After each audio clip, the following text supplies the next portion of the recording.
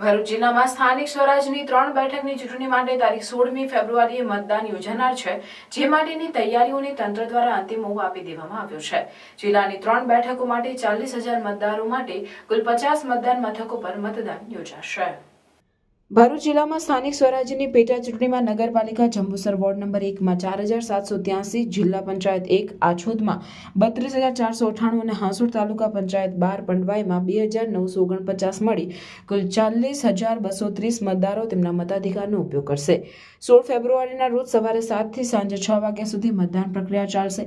નગરપાલિકામાં Jambusar ward number 1માં 4 મતદાન મથકો, જિલ્લા પંચાયત 1 આછોદમાં 42 અને હાંસોડ તાલુકા પંચાયત 12 પંડવાઈમાં 4 મળી કુલ 50 મતદાન મથક રહેશે।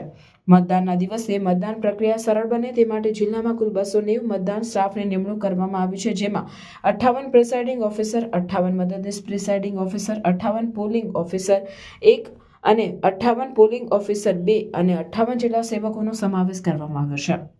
સ્થાનિક સ્વરાજ્યની પેટા ચૂંટણીમાં નગરપાલિકા જંબુસર વોર્ડ નંબર 1માં રિસીવિંગ અને ડિસ્પેન્સરી સેન્ટર, મામલતદાર અને એક્ઝિક્યુટિવ મેજિસ્ટ્રેટની કચેરી કાવી રોડ જંબુસર રહેશે, જ્યારે ભરૂચ જિલ્લા પંચાયતની 1 આછોદ બેઠક પર 42 મતદાન મથકો પૈકી 6 જેટલા અતિ સંવેદનશીલ છે, જેમાં 14 સંવેદનશીલ છે અને 22 જેટલા સામાન્ય મતદાન મથક છે।